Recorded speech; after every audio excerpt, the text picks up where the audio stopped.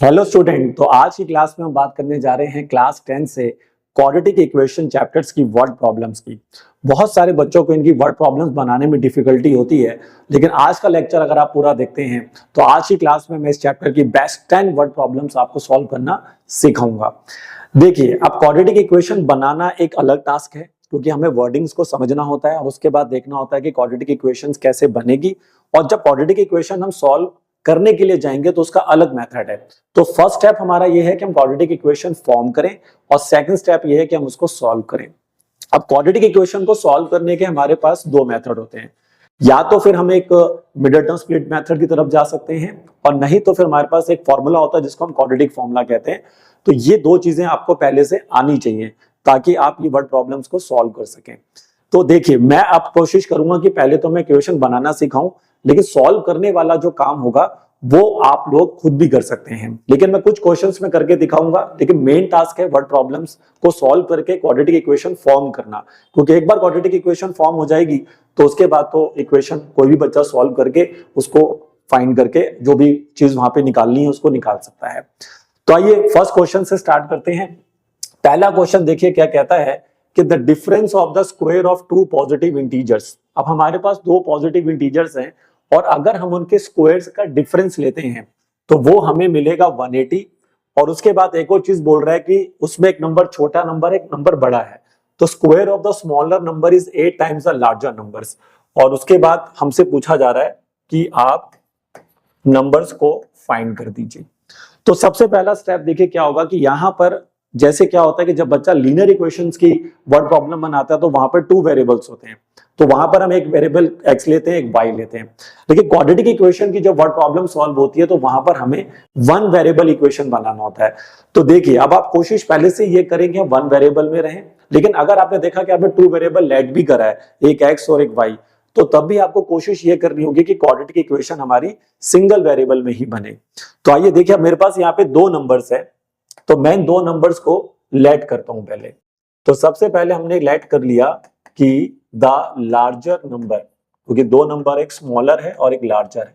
तो larger numbers को मैंने यहाँ पे लेट कर लिया है क्या, x, और जो हमारा यहाँ पे स्मॉलर नंबर है उसको हमने लेट कर लिया है y। ठीक है। तो देखिए, अगर हम इस क्वेश्चन की फर्स्ट लाइन पढ़ें तो वो कह रहा है कि इन दोनों नंबर्स के स्क्वायर्स का डिफरेंस लीजिए। तो पहले स्क्वायर करिए और फिर उनका डिफरेंस लीजिए। देखिए, डिफरेंस लेते वक्त अगर आपको ये ध्यान रखना पड़ता है कि कौन से वैल्यू में से किस वैल्यू को सब्ट्रैक्ट करना है। तो डिफरेंस क्योंकि इनका पॉजिटिव है, क्योंकि 180 आंसर दिया हुआ है, तो हम बड़ी वैल्यू में से छोटा वैल्यू माइनस करेंगे, यानी कि बड़े नंबर के स्क्वायर में से छोटा नंबर का स्क्वायर माइनस करेंगे। तो पहली इक्वेशन जो हमारी बनने जा रही है अकॉर्डिंग टू क्वेश्चन वो बनेगी x square minus Y square is equal to 180। ये मैंने की इक्वेशन बना ली, x square minus Y square equal to 180, क्योंकि दोनों नंबर्स का मैंने स्क्वायर किया और उनका डिफरेंस लिया, तो वो बोल रहा है कि इसके एक बराबर है 180। अब सेकंड लाइन पढ़िए, देखिए क्या कहती है। सेकंड लाइन कह रही है कि square of the smaller number. अगर आप स्मॉलर नंबर का स्क्वायर करें तो वो 8 टाइम्स होगा लार्जर नंबर का, यानी कि स्मॉलर नंबर कौन था हमारे लिए, y। तो अगर हम y का स्क्वायर कर दें तो वो 8 टाइम्स हो जाएगा किसका, स्मॉलर नंबर का। ठीक है, तो सॉरी 8 टाइम्स हो जाएगा लार्जर नंबर का। तो लार्जर नंबर हमारा कौन था, x था। तो ध्यान से पढ़िए, क्योंकि वर्ड प्रॉब्लम्स की वर्डिंग को समझना जरूरी है। तो उसने कहा square of the smaller number, तो स्मॉलर नंबर इज y और उसका स्क्वायर करिए तो y स्क्वायर, और ये वैल्यू किसके बराबर होगी, 8 टाइम्स द लार्जर नंबर। तो 8 टाइम्स द लार्जर नंबर। अब क्योंकि मैंने बोला था कि क्वाड्रेटिक इक्वेशन सिंगल वेरिएबल होना चाहिए, तो ये जो y स्क्वायर बराबर 8x आपने लिया है इसको आप पुट कर दीजिए। तो अब हम पुट कर देंगे y स्क्वायर को इन फर्स्ट इक्वेशन में, ताकि हमें एक क्वाड्रेटिक इक्वेशन मिल जाएगी सिंगल वेरिएबल। तो देखिए, अगर मैं इसको x स्क्वायर ही रखता हूं और y स्क्वायर को हटा के मैं लिख देता हूं माइनस के बाद 8x और इक्वल टू में 180, तो फाइनल इक्वेशन बनेगी आपकी माइनस का 8x और माइनस 180 और इक्वल टू में 0। अब ये जो आपके सामने क्वाड्रेटिक इक्वेशन आ गई है, अब इसको या तो आप मिडल टर्म स्प्लिट करके कर लें सॉल्व, और नहीं कर पा रहे मिडल टर्म स्प्लिट तो फिर देखिए, अगर देखिए इसमें एक सोचने वाली बात यह है कि कब मेरे को मिडल टर्म स्प्लिट से जाना चाहिए और कब मैं क्वाड्रेटिक जो फॉर्मूला है जिसमें डिस्क्रिमिनेंट वगैरह निकाल के सॉल्व करते हैं। तो देखिए, अगर आपके नंबर स्मॉल हैं जो कोएफिशिएंट्स हैं इक्वेशंस के वो स्मॉल है तो आप मिडिल टर्म स्प्लिट से जाइए। अगर आपको लगता है कि नहीं नंबर बिग है तो फिर आप उनको आप क्वाड्रेटिक से बनाइए। बट क्वाड्रेटिक के साथ एक बच्चा प्रॉब्लम फेस करता है क्योंकि वहां पर उसको स्क्वायर रूट निकालना होता है। तो स्क्वायर रूट निकालना भी आपको आना चाहिए ढंग से, क्योंकि वहां पे छोटे नंबर नहीं आएंगे वर्ड प्रॉब्लम्स में, वो बड़े नंबर्स आते हैं। तो बड़े नंबर्स का स्क्वायर रूट निकालना भी आपको आना चाहिए, तभी आप फिर क्वाड्रेटिक फॉर्मूला सही से लगा सकते हो। नहीं तो फिर अपनी मिडिल टर्म स्प्लिट को परफेक्ट करिए, क्योंकि मिडिल टर्म स्प्लिट मेथड से आपका आंसर जो है जल्दी आएगा as compare to quadratic formula अगर आप लगाते हैं। तो आइए हम कोशिश करते हैं कि हम इसको मिडिल टर्म स्प्लिट कर देते हैं। तो यहाँ पर हम देख सकते हैं कि हमारे को A1 है हमारा, B-8 है। देखिए मैंने पहले ही बोल दिया कि आपको ये दो मेथड ढंग से पहले से आने चाहिए, क्योंकि मेरी आज की क्लास में मैं इनको क्वाड्रेटिक इक्वेशन बनाना सिखाऊंगा, सॉल्व करने के लिए आपको खुद ही मेहनत करना पड़ेगा। ठीक है, तो अगर मैं सोच रहा हूं कि मेरे को ऐसे दो नंबर चाहिए जिनको मैं मल्टीप्लाई करूं तो माइनस का 180 आ जाए, और जैसे ही मैं उनको ऐड करूं तो मेरे को माइनस का 8 मिल जाए। तो ऐसे हमें दो नंबर ढूंढने होंगे जिनको मल्टीप्लाई करने के बाद माइनस 180 आना चाहिए। आई होप आपको मिडिल टर्म स्प्लिट मेथड आता होगा। और अगर मैं उन नंबर्स को ऐड करूंगा तो मेरे को क्या आंसर मिलना चाहिए, फिर माइनस का 8 मिलना चाहिए। तो ऐसे दो नंबर्स अब हमारे लिए कौन से हो सकते हैं, आइए हम उनको सोचते हैं। तो वो नंबर्स हमारे लिए हो सकते हैं यहाँ पर 10 और 18, क्योंकि 10 को अगर आप 18 से मल्टीप्लाई करते हैं तो 180 भी आता है, और 10 में से 18 में से 10 माइनस करेंगे तो 8 भी आ जाएगा। तो हम इन नंबर्स को कैसे लिखेंगे, यहाँ पर एक्स स्क्वायर माइनस का हम लेंगे 18x और प्लस का हम लेंगे 10x। तो 18 हमें माइनस का लेना पड़ेगा और 10 हमें प्लस का लेना पड़ेगा, और फिर माइनस का 180 तो हमारे पास ऑलरेडी है। अब यहां से x कॉमन लीजिए तो ये हो जाएगा x माइनस का 18, ठीक है, और यहां से आपको क्या कॉमन लेना पड़ेगा 10, तो ये भी हो जाएगा x माइनस 18 इक्वल टू में 0, और इस पूरे वैल्यू में से x माइनस 18 कॉमन आएगा तो यहां पर आपको मिलेगा x प्लस 10 इक्वल टू में 0। अब दोनों फैक्टर को बारी बारी से 0 से कंपेयर करेंगे तो एक x की वैल्यू आपको 18 मिलेगी और एक x की वैल्यू आपको मिलेगी माइनस का 10। बट क्वेश्चन में साफ साफ लिखा था ये दोनों पॉजिटिव इंटीजर्स है, तो इसलिए ये वाली जो नेगेटिव वैल्यू है ये पॉसिबल नहीं होगी, तो इसलिए ये पॉसिबल नहीं होगी। तो अब हमें समझ में आ गया कि जो हमारा लार्जर नंबर था वो तो कितना हो चुका है 18, लेकिन अभी हमें स्मॉलर नंबर निकालना है। तो स्मॉलर नंबर का फॉर्मूला हमने बनाया था y square equal to 8x। तो y स्क्वायर अगर हम 8x लेते हैं तो y स्क्वायर की वैल्यू 8 इंटू 18 हो जाएगी, और 8 इंटू 18 को अगर आप सॉल्व करते हैं तो ये बनेगा आपके लिए कितना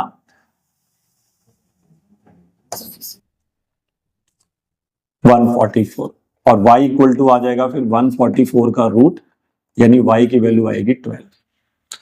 तो इस तरह से आप देखिए मिडिल टर्म स्प्लिट करके वैल्यूज निकाल सकते हैं। तो एक नंबर जो हमारा लार्जर नंबर था वो 18 हो गया, और जो हमारा स्मॉलर नंबर था वो 12 हो गया।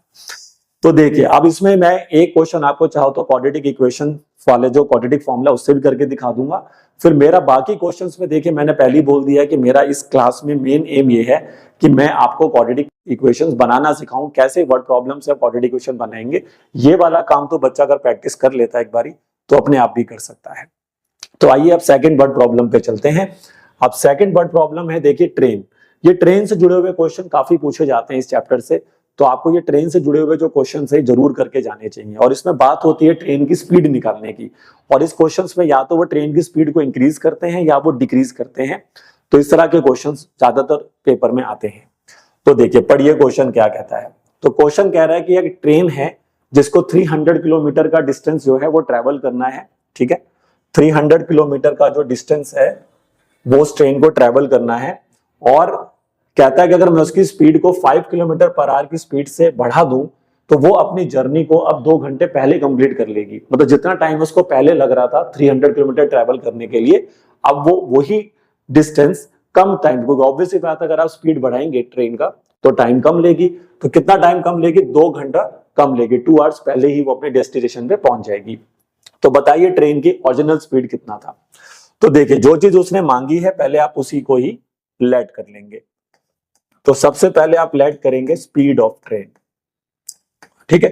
अब स्पीड ऑफ ट्रेन बताइए हमारे पास आ गई है, लेट कर लिया x किलोमीटर पर आवर, ठीक। उसके बाद आपने क्या करना है, डिस्टेंस ट्रेवल्ड। अब देखो डिस्टेंस तो चेंज नहीं होगा, चाहे ट्रेन की स्पीड आप बढ़ा लो या घटा लो, ठीक है, डिस्टेंस तो उतना ही रहेगा। तो डिस्टेंस ट्रेवल्ड हमें जाना है इस बार 300 किलोमीटर।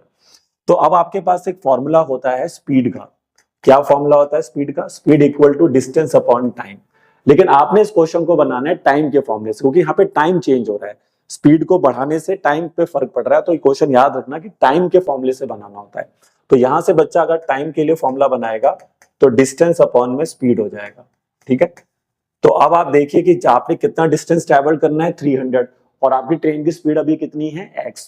तो आप निकाल लीजिए कि कितना टाइम लगेगा आपको ये डिस्टेंस ट्रेवल करने में।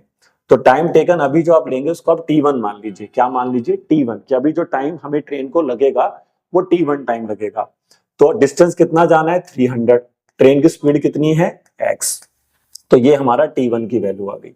अब क्वेश्चन के अकॉर्डिंग चलिए, उसने क्या बोला। अब क्वेश्चन कह रहा है कि अगर मैं ट्रेन की स्पीड को कितना बढ़ाऊंगा, 5 किलोमीटर पर आवर की स्पीड से बढ़ा दूं। ये देखिए 5 kilometre per hour, 5 kilometre N R का मतलब वही हो गया कि 5 किलोमीटर पर आवर। ठीक है, इसको अगर आप देखें तो इसका मतलब यही है 5 किलोमीटर पर आवर। तो 5 किलोमीटर पर आवर की स्पीड को बढ़ाया गया। तो पहले स्पीड कितना था बताओ? x। तो अगर आप उसमें 5 ऐड कर देंगे तो स्पीड हो जाएगी x प्लस 5। तो अगला आपका टारगेट यहाँ पे रहेगा कि आप अब क्या करेंगे, ट्रेन की न्यू स्पीड निकालेंगे। तो अब आप यहाँ पे लिखेंगे न्यू स्पीड वाली। ठीक है, तो आप लिखिए स्पीड, अगर मैं ट्रेन की स्पीड ऑफ ट्रेन की अगर मैं इंक्रीज कर दूं बाय कितना? 5 किलोमीटर पर आवर, तो अब बताओ न्यू स्पीड क्या होगी? तो अब ट्रेन की जो न्यू स्पीड होगी वो हो जाएगी x प्लस 5। ठीक है, पहले x स्पीड था लेकिन मैंने 5 किलोमीटर पर आवर से उसका स्पीड बढ़ा दिया, तो नया स्पीड क्या होगा? x plus 5। तो अगर अब स्पीड चेंज हुआ है तो टाइम भी चेंज होगा। तो अब बताओ कि टाइम टेकन कितना लगेगा।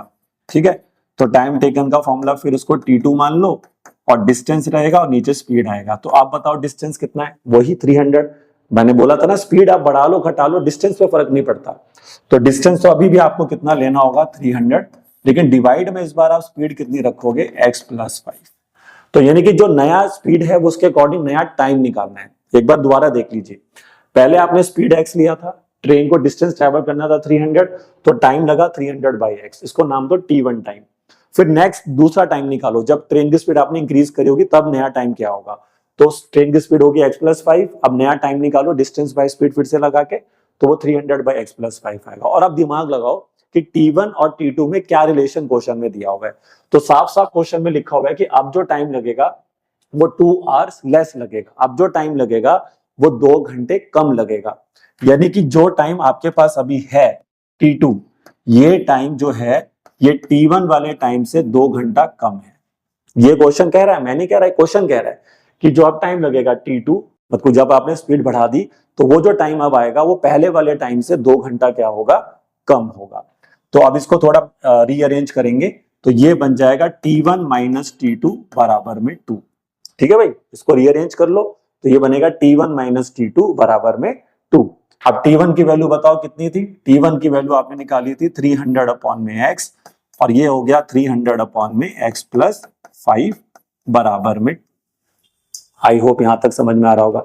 अब बस क्या करना है, यहां से अब आपको अपनी क्वाड्रेटिक इक्वेशन फॉर्म करनी है। तो ये ही ट्रेन के क्वेश्चंस को करने का लॉजिक है। हो सकता है कि आपके क्वेश्चन में जब कोई क्वेश्चन दे तो उसमें ट्रेन की स्पीड को डिक्रीज कर दे, तो तब भी आपने इसी लॉजिक से जाना है। क्योंकि जब ट्रेन की स्पीड डिक्रीज करेंगे तो टाइम पहले से ज्यादा लगेगा, तो उसके अकॉर्डिंग चलेंगे, तो तब आपका t2 की वैल्यू उसके अकॉर्डिंग आपको चेंज करनी है बस। तो अब इसको कैसे सॉल्व करें सर? देखिए ऊपर से आप देख सकते हैं 300 कॉमन आ रहा है, तो ये हो जाएगा 1 बाई एक्स, 1 अपॉन में x प्लस 5 और इक्वल्स टू में 2 हो जाएगा। ठीक है, अब इसके बाद क्या करेंगे देखिए, अब इसके बाद क्या करेंगे देखिए, अब यहां से अगर हम आगे बढ़ते हैं तो देखिए क्या होगा। अब ये तो देखिए यहाँ पे क्या बचेगा? 1 बाई एक्स माइनस का 1 अपॉन एक्स प्लस 5, और इसके इक्वल्स टू में देखिए यहाँ पे क्या आएगा, इसके इक्वल्स टू में यहाँ पर क्या आएगा? 2 अपॉन में 300, यही आएगा 1 अपॉन में एक्स और फिर 1 अपॉन में एक्स प्लस 5 आ गया माइनस के बाद, और 2 बाई 300, 300 को हम नीचे ले गए 2 के। अब यहाँ पे क्या करें सर? मैंने कहा एलसीएम लीजिए, तो एलसीएम आएगा x के साथ x प्लस 5, तो यहाँ से x कटेगा तो यहाँ पे बचेगा x प्लस 5, यहाँ से x प्लस 5 कटेगा तो x बचेगा। आई होप एलसीएम लेना आता होगा सभी को। ये 150 हो जाएगा। अब उसके बाद देखिए x से x कैंसिल हो गया, तो यहाँ हो जाएगा 5, नीचे हो जाएगा x स्क्वायर के साथ 5x, और ये हो जाएगा 1/50। अब क्रॉस मल्टीप्लाई कर देंगे तो 5 को 150 से इंटू करेंगे तो 15 5 जा होता है 75, तो 750 इक्वल टू आ जाएगा एक्स स्क्वायर प्लस 5x। तो फाइनल क्वाड्रेटिक इक्वेशन बनेगी आपकी ये आपकी final quadratic equation X square plus 5x minus 750 equal to 0। अब मैंने लास्ट क्वेश्चन जो सॉल्व करके दिखाया था मिडिल टर्म स्प्लिट से करा था, लेकिन अब मैं ये वाला क्वेश्चन क्वाड्रेटिक फॉर्मूले से सॉल्व करूंगा। देखिए तो दो क्वेश्चन मैं करके दिखा दूंगा, एक मैंने पीछे करा दिया और एक अभी करा दिया, बट इसके बाद अब मैं जो क्वेश्चंस करूंगा वहां मैं सिर्फ आपको क्वाड्रेटिक इक्वेशन बना के दूंगा और मेथड मैंने आपको सिखा देंगे दोनों, फिर आप कोई सा भी लगा के उनको सॉल्व कर सकते हैं। तो आइए अब इसको हम डी वाले मेथड से बनाएंगे, यानी कि क्वाड्रेटिक फॉर्मूले से बनाएंगे। तो हमारा कंपेयर करने पर A1 आ जाएगा, B 5 होगा और C हमारा 750 होगा, क्योंकि इस इक्वेशन को आपने इसके साथ कंपेयर करना होता है। जो आपकी जनरल इक्वेशन होती है वो क्या होती है, ax square bx plus c equal to 0 होती है। तो इसके साथ आप इसे कंपेयर करेंगे तो ABC आ जाएगा। फिर आप क्या निकालेंगे, यहाँ से D निकालेंगे। तो बताओ D का फॉर्मूला क्या होता था, b स्क्वायर माइनस 4ac। अब D की जगह पर B की जगह रख देंगे 5 का स्क्वायर, 4 रखेंगे, A हमारा 1 है और C हमारा 750 हो गया। अब इसको फर्दर सॉल्व करेंगे। तो आपका D का वैल्यू बन जाएगी 25 और ये देखिए माइनस माइनस इंटू हो रहा है तो प्लस होगा। 750 को 4 से इंटू करेंगे तो ये आएगा 3000। ठीक है, 3000 आएगा ये। और 3000 में अगर आप ऐड कर देंगे 25 तो आपका D बन जाएगा 3025। आप क्वाड्रेटिक फॉर्मूला लगाएंगे, क्या होता था, x equal to minus B plus minus में रूट डी अपॉन में 2a। तो माइनस का b आएगा, b को हटा के आप क्या लिख देंगे 25 और सॉरी 5, b हमारा 5 था, और प्लस माइनस में आ जाएगा 3025 अपॉन में 2 इंटू 1। तो देखा, मैंने कहा था कि जब आप क्वाड्रेटिक फॉर्मूले से जाएंगे तो आपको स्क्वायर रूट में महारत हासिल करनी पड़ेगी, क्योंकि यहाँ पे कोई छोटे नंबर्स नहीं आएंगे कि आप आसानी से स्क्वायर रूट निकाल लेंगे, आपको बड़े नंबर्स मिलेंगे। ठीक है, तो स्क्वायर रूट निकालने की प्रैक्टिस करिए जो बिगर नंबर्स होते हैं उनकी, क्योंकि ज्यादातर बच्चों को 20 तक के स्क्वायर रूट ही याद होते हैं, स्क्वायर्स याद होते हैं, तो उससे फिर वही स्क्वायर रूट निकल पाते हैं आपसे। तो 3025 जो होता है वो 55 का स्क्वायर रूट होता है, तो ये -5 प्लस माइनस 55 हो जाएगा और डिवाइड में इसके आ जाएगा 2। तो यहाँ से दो वैल्यू आएंगी, देखिए एक आएगी आपकी -5 प्लस 55 बाय में 2, तो 55 में से 5 जाएगा 50, तो x की वैल्यू आ जाएगी 25। और दूसरी साइड से जो आप वैल्यू निकालेंगे वो नेगेटिव आएगी। देखिए अगर आप दूसरी साइड से वैल्यू निकालते हैं तो x की वैल्यू हो जाएगी यहाँ से -5 माइनस 55 बाई 2, लेकिन ये वैल्यू हम लेंगे नहीं, नॉट पॉसिबल, क्योंकि स्पीड हमारा कभी भी नेगेटिव नहीं होता है। तो स्पीड नेगेटिव ना होने की वजह से हम इसको नहीं ले सकते। तो हमारी जो ट्रेन की स्पीड अब कितनी लिख देंगे लास्ट में, speed of train is 25 kilometre per hour. तो इस तरह से अगर आप जाते हैं तो ये क्वेश्चन भी आप आसानी से बना सकते हैं। देखिए तो वही मैं कह रहा हूं कि देखिए थोड़ा सा आपको सही से देखना होगा, क्योंकि वर्ड प्रॉब्लम्स में बच्चे वर्डिंग्स नहीं समझ पाते हैं क्वेश्चंस की, और ये ट्रेन वाला क्वेश्चन तो वैसे ही बहुत इंपॉर्टेंट है, तो आपको आना चाहिए। अब नेक्स्ट क्वेश्चन में चलते हैं, आइए देखते हैं क्या दिया है। अगला क्वेश्चन अगर आप ध्यान से देखें तो ये भी कुछ स्पीड पर ही है, लेकिन अब थोड़ा सा चेंज किया हमने। ये एयरक्राफ्ट पे क्वेश्चन है। देखिए ट्रेन पे क्वेश्चन हो चाहे एयरक्राफ्ट पे हो चाहे किसी भी चीज पर, अगर वो स्पीड का क्वेश्चन है तो उसको बनाने का लॉजिक ऑलमोस्ट सेम होता है जो हमने लास्ट क्वेश्चन में भी यूज किया। अब वो कह रहा है कि एक फ्लाइट है जिसको 600 किलोमीटर का डिस्टेंस ट्रेवल करना है, देखिए बैड वेदर की वजह से वो अपनी स्पीड को रिड्यूस करता है। देखिए लास्ट क्वेश्चन में स्पीड बढ़ी थी ट्रेन की, बट यहाँ पर अब स्पीड डिक्रीज हो रही है, तो मैंने क्वेश्चन स्पीड डिक्रीज वाला भी ले लिया ताकि आपको समझ में आ जाए। तो स्पीड डिक्रीज किया गया बाय 200 किलोमीटर पर आवर। तो ऐसा करने से अब जो टाइम लगेगा वो पहले से 30 मिनट ज्यादा लगेगा, मतलब जितना भी टाइम पहले लग रहा था उससे 30 मिनट ज्यादा वो लेगा एयरक्राफ्ट पहुंचने में। तो बताइए उसकी ओरिजिनल स्पीड क्या थी। तो फिर से सेम प्रोसेस से हम चलेंगे, देखिए, और हम यहाँ पर लेट करेंगे क्या, हम लेट करेंगे सबसे पहले स्पीड ऑफ एयरक्राफ्ट। तो अगर हम एयरक्राफ्ट की स्पीड यहाँ पे लेट कर लेंगे x किलोमीटर पर आवर, ठीक है। तो अब सबसे पहले डिस्टेंस कितना जाना है इसने, ठीक है, मैंने कहा था ना टाइम तक पहुंचना है आपने, जैसे सेम क्वेश्चन लास्ट किया था वैसे ही करना है। तो डिस्टेंस ट्रेवल कितना करना है, देखो इसको 600 किलोमीटर। अब 600 किलोमीटर डिस्टेंस को ट्रेवल करने के लिए इसको कितना टाइम लगेगा, ठीक है, तो वो टाइम निकालो आप। तो टाइम का फॉर्मूला पीछे मैंने बता दिया था, डिस्टेंस बाय स्पीड होता है। तो डिस्टेंस कितना है, देखिए 600 और स्पीड कितना जाना है उसको x, तो डिस्टेंस बाय स्पीड, ठीक है। ये टाइम आप मान लोगे t1, ठीक। अब क्या देखो, क्वेश्चन में क्या बोला, स्पीड एयरक्राफ्ट का बढ़ा कि घटा? घटा, क्योंकि रिड्यूस किया है। तो नेक्स्ट लाइन पे हम लिख देंगे कि speed of aircraft is reduced कर दिया गया बाय कितना? रिड्यूस कर दिया गया है बाय कितना? 200 किलोमीटर पर आवर। तो अब देखिए, अब जो न्यू स्पीड होगा वो बताइए क्या होगा। तो अब जो नया स्पीड होगा इस एयरक्राफ्ट का वो हो जाएगा x माइनस 200। ठीक है ना भाई, जितना स्पीड आपने पहले लिया था उसमें से 200 माइनस कर दीजिए। तो अब सॉल्व करेंगे, नया टाइम निकालेंगे। तो अब जो एयरक्राफ्ट को पहुंचने में टाइम लगेगा, क्योंकि डिस्टेंस तो वही रहेगा बट टाइम चेंज होगा t2, तो डिस्टेंस तो वही रहेगा 600, लेकिन स्पीड अब चेंज हो जाएगी कितनी? x minus 200। तो ये हमारा नया टाइम आ गया। देखो, एक t1 टाइम हमने पहले निकाला था ये वाला, और एक नया टाइम हमने निकाला t2। यही लॉजिक है, दो टाइम निकालने होते हैं, स्पीड को चेंज करने से पहले वाला और स्पीड को चेंज करने के बाद वाला। फिर आपने क्वेश्चन पढ़ना है कि इन दोनों में क्या रिलेशन दिया हुआ है। तो अब रिलेशन क्या दिया हुआ है कि अब जो टाइम लग रहा है वो पहले वाले टाइम से 30 मिनट्स ज्यादा लगेगा, क्योंकि अब टाइम ज्यादा लेगा, स्पीड कम कर दिया आपने। तो इसका मतलब ये हुआ कि जो अब जो टाइम लग रहा है t2, ये टाइम ध्यान से सुनो, अब जो टाइम लग रहा है t2, ये टाइम पहले वाले टाइम से कितना कितना क्या है? ज्यादा है। कितना ज्यादा है?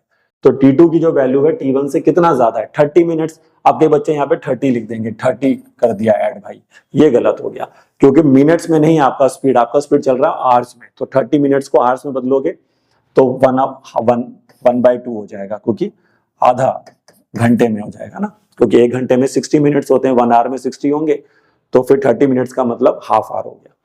तो अब t2 की वैल्यू और t1 में रिलेशन क्या मिला आपको? t2 minus t1 is equal to 1/2। अब t2 की जगह पे क्या पुट करेंगे बताओ? तो t2 हमने निकाला था 600 अपॉन में x माइनस 200, और माइनस में t1 आ जाएगा 600 बाई x और इक्वल टू 1/2। बस ये हमारी मेन मंजिल है। यहां अगर आप पहुंच गए तो उसके बाद तो कोई बच्चा थोड़ा सिंप्लीफाई करके क्वाड्रेटिक इक्वेशन बना सकता है। तो अब यहां से हम 600 कॉमन लेंगे, तो ये बन जाएगा 1 अपॉन एक्स माइनस 200। अब देखो सेम प्रोसेस है। अब देखना बहुत सारे क्वेश्चन में आप इसी सिचुएशन में पहुंचेंगे और उसके बाद आप इसी प्रोसेस से उसको सॉल्व कर रहे होंगे। अब यहां से देखिए क्या बचेगा इधर बताओ? 1 अपॉन एक्स माइनस 200, फिर 1 अपॉन में एक्स, और ये देखिए 600 नीचे जाएगा 2 के पास, तो 2 इंटू 600 कितना हो जाएगा? 1200। अब क्या करें इसे? अब मैंने कहा एलसीएम लेंगे। तो जैसे आप यहाँ पर एलसीएम लेंगे, तो यहाँ पर एलसीएम लेंगे तो क्या मिलेगा एलसीएम में? एलसीएम में मिलेगा सर x माइनस 200 के साथ x। ठीक है, यहाँ से x माइनस 200 कैंसिल हो जाएगा, तो ऊपर क्या बचेगा? x। लेकिन यहाँ थोड़ा समझदारी से चलना पड़ेगा, क्योंकि माइनस के बाद ये लिखेंगे आप x माइनस 200, क्योंकि x कैंसिल होगा, तो यहाँ पर आएगा x माइनस 200 ब्रैकेट में, और इक्वल टू में 1/1200 तो चल ही रहा था। अब ये हो जाएगा x माइनस एक्स प्लस का 200, और नीचे ही बन जाएगा एक्स स्क्वायर माइनस में 200x, और ये हो जाएगा 1 अपॉन में 1200। फिर क्या करें सर? अब x से x कैंसिल हो जाएगा, और 1200 200 से इंटू करेंगे, क्रॉस मल्टीप्लाई कर दो ना, तो ये 24 आ जाएगा, और उसके आगे 4 जीरो लगेंगे, 4 जीरो, और एक्स स्क्वायर माइनस में 200x हो जाएगा। तो फाइनल क्वाड्रेटिक इक्वेशन आएगी x square minus 200x minus में ही 24 के आगे 40 इक्वल टू में से। अब ये इक्वेशन को आप चाहो तो डी वाले मेथड से सॉल्व कर लेना, और नहीं तो फिर आप इसको सॉल्व कर सकते हो किस मेथड से? मिड टर्म स्प्लिट से। लेकिन अब नंबर बड़ा है तो हो सकता है बच्चा इसको मिड टर्म स्प्लिट ना कर पाए, तो फिर आप डी वाले मेथड से जाएंगे। लेकिन डी वाले मेथड से जाओगे तो फिर स्क्वायर रूट में महारत होनी चाहिए, क्योंकि बड़ा नंबर आएगा स्क्वायर रूट के अंदर। लेकिन अब जो मेरा मेन काम है वो सिर्फ इक्वेशंस को बनाना है। इनको आप सॉल्व खुद करेंगे और देखेंगे कि फिर इनके जो आंसर्स हैं वो आपको क्या मिल रहे हैं। ठीक है, चलिए तो आगे बढ़ते हैं और अपने दूसरे क्वेश्चंस में आते हैं और देखते हैं कि उसमें क्या दिया हुआ है। तो आइए अब नेक्स्ट क्वेश्चन बनाते हैं। नेक्स्ट क्वेश्चन देखिए, ये हमारा जो क्वेश्चन है ये दिया हुआ है अपस्ट्रीम और डाउनस्ट्रीम। ये भी बहुत इंपॉर्टेंट टॉपिक है वर्ड प्रॉब्लम्स में, अपस्ट्रीम और डाउनस्ट्रीम। तो देखिए पहले मैं थोड़ा समझाता हूं कि अपस्ट्रीम और डाउनस्ट्रीम का मतलब होता क्या है। तो ये बोट से जुड़ा हुआ क्वेश्चन होता है, यानी कि जब बोट आपकी रिवर के फ्लो के साथ चलती है, जैसे जिस डायरेक्शन में पानी फ्लो करता है उसी डायरेक्शन में अगर आप बोट को लेके जा रहे हैं तो उसको कहते हैं डाउनस्ट्रीम। लेकिन अगर आपकी रिवर की डायरेक्शन और बोट की डायरेक्शन अपोजिट है तो फिर उसको कहते हैं अपस्ट्रीम। तो डाउनस्ट्रीम में जब भी आपका बोट ट्रेवल करेगा तो उसकी स्पीड इंक्रीज होगी, क्योंकि बोट के स्पीड में जो वाटर का स्पीड है, जो स्ट्रीम का स्पीड है वो ऐड हो जाएगा। लेकिन जब आप अपोजिट डायरेक्शन में ट्रेवल करेंगे तो फिर आपकी स्पीड डिक्रीज होगी। आई होप समझ में आ रहा होगा। अपस्ट्रीम मतलब जिस डायरेक्शन में वाटर फ्लो कर रहा है उसी डायरेक्शन में बोट ट्रेवल करना, और सॉरी उसके अपोजिट डायरेक्शन में बोट ट्रेवल करना। और डाउनस्ट्रीम मतलब सेम डायरेक्शन में ही बोट का ट्रेवल करना, जिस डायरेक्शन में वाटर जा रहा है उसी डायरेक्शन में अगर आपकी बोट जा रही है तो उसको डाउनस्ट्रीम कहते हैं। तो अब क्वेश्चन क्या है पढ़िए। क्या रहा है, एक बोट है जिसकी स्पीड स्टिल वाटर, जो स्टिल वाटर का मतलब होता है कि जब वो बोट स्टैंडिंग पोजीशन में थी, मतलब पानी उसमें जो जिस जगह पे वो खड़ी है वहां पे पानी अभी फ्लो नहीं कर रहा है, तो स्टिल वाटर में उसका बोट का जो स्पीड है वो है 15 किलोमीटर पर आवर और उसको 30 किलोमीटर अपस्ट्रीम जाना है और रिटर्न वापस आना है। तो मतलब 30 किलोमीटर ही वो अपस्ट्रीम जाएगी और 30 किलोमीटर ही डाउनस्ट्रीम आएगी, तो डिस्टेंस सेम रहेगा। लेकिन ये पूरा काम करने में उसको 4 आवर्स 30 मिनट्स का समय लगता है। तो पूछ रहा है कि स्पीड ऑफ द स्ट्रीम क्या होगा, ये क्वेश्चन है। तो सबसे पहले जो चीज उसने पूछी है वो ही आप फाइंड कर लीजिए। तो सबसे पहले आप लेट कर लीजिए, मतलब स्पीड ऑफ स्ट्रीम। तो लेट करेंगे, स्पीड ऑफ स्ट्रीम जो है वो है x किलोमीटर पर आवर, ठीक है। अब बोट का स्पीड आपको दे रखा है, देखिए speed of boat in still water. तो स्टिल वाटर में बोट का स्पीड कितना दिया हुआ है, 15 किलोमीटर पर आवर। तो अब तुमने पहले दो काम करने हैं इसके बाद, और पहला तो जो लेट करना था वो कर लिया। अब क्या करना है, आपकी बोट की स्पीड आपने अपस्ट्रीम में भी निकालनी कितनी होगी और डाउनस्ट्रीम में भी निकालनी कितनी होगी। तो नेक्स्ट स्टेप अब आप क्या करने जा रहे हैं, स्पीड ऑफ बोट मेरे को बताइए कितनी होगी, स्पीड ऑफ बोट कितनी होगी इन अपस्ट्रीम। तो बताओ अपस्ट्रीम में क्या होगा, अपस्ट्रीम में क्या होगा कि आपकी बोट की स्पीड जिस डायरेक्शन में जा रहा है बोट उसके अपोजिट डायरेक्शन में वाटर फ्लो कर रहा है तो आपकी स्पीड डिक्रीज होगी। तो यहां पर आप ये लॉजिक याद रखना कि मुझे बोट की स्पीड में से स्ट्रीम की स्पीड को क्या करना है, माइनस करना है। तो बोट का स्पीड कितना है बताइए, इन स्टिल वाटर 15 है और उसमें से आप x माइनस कर दीजिए। तो ये लॉजिक को यूज कर लेना कि बोट की स्पीड में से स्ट्रीम का स्पीड माइनस करना है, क्योंकि हमारी स्पीड डिक्रीज कर रहा है वो वाटर, ठीक है। अब नेक्स्ट स्टेप में क्या करेंगे, नेक्स्ट स्टेप में फिर हम निकालेंगे speed of boat in downstream. अब डाउनस्ट्रीम में अगर बोट का स्पीड निकालेंगे तो अब पानी का जो स्पीड होगा वो हमारे बोट की स्पीड को इंक्रीज कर रहा है, तो इसलिए बोट का स्पीड बढ़ेगा। तो बोट की स्पीड में स्ट्रीम का स्पीड ऐड करेंगे, ठीक है। तो 15 में आप इस बार x जोड़ देंगे। तो ये बस याद रखो कि b माइनस एस, बी का मतलब यहाँ बोट का स्पीड है, s मतलब स्ट्रीम का स्पीड है। तो जब आप अपस्ट्रीम जाएंगे तो स्पीड घटेगा तो b माइनस एस, जब डाउनस्ट्रीम जाएंगे तो स्पीड बढ़ेगी तो इसलिए b प्लस एस। अब देखिए नेक्स्ट स्टेप क्या करना है, क्योंकि क्वेश्चन में ये बोला गया है कि उसको कितना किलोमीटर जाना है, उसको जाना है 30 किलोमीटर। तो 30 किलोमीटर वो अपस्ट्रीम जाएगी पहले, फिर 30 किलोमीटर डाउनस्ट्रीम आएगी। तो दोनों काम पूरा करने में इसको कितना समय लगेगा, 4 आवर्स 30 मिनट्स। तो हमें पहले क्या करना पड़ेगा, टाइम भी निकालना पड़ेगा। तो ये क्वेश्चन भी टाइम पर ही बेस्ड है। तो अब मैं निकालूंगा टाइम टेकन बाय बोट, किसमें, इन अपस्ट्रीम। कि अपस्ट्रीम में जब वो गई तो कितना टाइम लगा, ठीक है। तो वो टाइम जो होगा वो हमारा मान लेते हैं t1, और ऐसे फिर निकालेंगे time taken bye boat in downstream, और डाउनस्ट्रीम में जो उसका टाइम होगा उसको आप t2 मान लेंगे। अब टाइम का फॉर्मूला क्या होता है मेरे भाई, टाइम का फॉर्मूला होता है डिस्टेंस अपॉन स्पीड। देखो डिस्टेंस तो 30 जाना है, 30 ही उसको अपस्ट्रीम जाना है, 30 ही डाउनस्ट्रीम जाना है, लेकिन दोनों का स्पीड अलग होगा, क्योंकि जब अपस्ट्रीम जाएगा तो आप स्पीड नीचे रखोगे 15 माइनस एक्स, और जब t2 निकालोगे तो 30 अपॉन में 15 प्लस एक्स। ये दोनों स्टेप ध्यान से देखिए, वेरी इंपॉर्टेंट, कि जब हम टाइम निकाले तो टाइम का फॉर्मूला क्या है, टाइम का फॉर्मूला है डिस्टेंस अपॉन स्पीड। लेकिन स्पीड अकॉर्डिंग टू सिचुएशन लेंगे ना, अगर हम डाउनस्ट्रीम जा रहे हैं तो डाउनस्ट्रीम का स्पीड लेंगे, अपस्ट्रीम जा रहे हैं तो अपस्ट्रीम का स्पीड लेंगे, लेकिन डिस्टेंस दोनों का सेम है। तो 30 अपॉन में 15 माइनस एक्स और 30 अपॉन में 15 प्लस एक्स। अब दोनों टाइम को अगर ऐड करेंगे, क्योंकि उसने बोला ना जाने और आने में पूरा टाइम लग रहा है कितना, 4 आवर्स 30 मिनट्स। तो अकॉर्डिंग टू क्वेश्चन अब ये बोला गया कि t1 में t2 को अगर ऐड कर दें तो उसका आंसर कितना होगा, 4 आवर्स 30 मिनट्स। अब 4 आवर्स तो ठीक है भैया, क्योंकि आवर्स में चल रहा है मामला, लेकिन 30 मिनट्स का क्या करें, तो 30 मिनट्स का मतलब हाफ आवर हो गया। तो ये टोटल कितना बना, 4.5 आवर्स बना, यानी कि 4/2। अब इसको कंप्लीटली अगर आप सॉल्व करेंगे तो t1 को हटा के क्या लिखेंगे, 30 अपॉन में 15 माइनस एक्स, और यहाँ लिखेंगे 30 अपॉन में 15 प्लस एक्स, और ये सॉल्व हो गया बन जाएगा 9/2, क्योंकि 9/2 मतलब 4.5 आवर्स। ठीक है, अब सॉल्व करेंगे तो नीचे एलसम लेंगे आप, तो एलसम में क्या आएगा 15 माइनस एक्स आएगा और उसके बाद 15 प्लस एक्स आएगा। ऊपर देखिए क्या कर सकते हैं, अच्छा पहले काम और कर सकते थे, हम एलसम से पहले कॉमन लेंगे, क्योंकि ज्यादातर क्वेश्चन आपने देखा ऐसा ही हो रहा था, एक नंबर ऊपर से कॉमन ही आ जाता है। तो यहाँ पे भी पहले हम कॉमन ही ले लेते हैं, उससे हमारी कैलकुलेशन जो थोड़ा आसान हो जाएगी। अब क्या होगा सर, अब एलसम लेंगे तो 15 माइनस एक्स और 15 प्लस एक्स, तो ऊपर क्या आएगा, इधर आएगा 15 प्लस एक्स, इधर आएगा 15 माइनस एक्स, और ये 30 का क्या करें सर, तो ये इधर आ जाएगा नीचे 2 इंटू में 30। तो आई होप यहां तक समझ में आ रहा होगा सभी को। अब इसको सिंप्लीफाई करना है बस, और क्वाड्रेटिक इक्वेशन बनानी है। तो आइए इसको आप सिंप्लीफाई करते हैं यहाँ से। तो ये देखिए x से x कैंसिल हो गया, 15 में 15 जोड़ेंगे तो इधर आ जाएगा 30, और नीचे अगर आप ध्यान से देखें तो फॉर्मूला बन गया a plus B a minus B. तो 15 का स्क्वायर बोलो कितना होता है 225, और माइनस में x स्क्वायर आएगा, और यहाँ पे आप देख सकते हैं 3 3 कट रहा है और ये 3 10 कट रहा है, तो ये बन जाएगा 3 अपॉन में 20, 3 अपॉन में 20 बन जाएगा। और सामने देखो 3 से 30 भी कट जाएगा, ये देखो 3 से 30 कट जाएगा 10 पे, तो 10 को 20 से इंटू करोगे तो ये हो जाएगा 200, और इक्वल टू में आ जाएगा एक्स स्क्वायर माइनस में 225,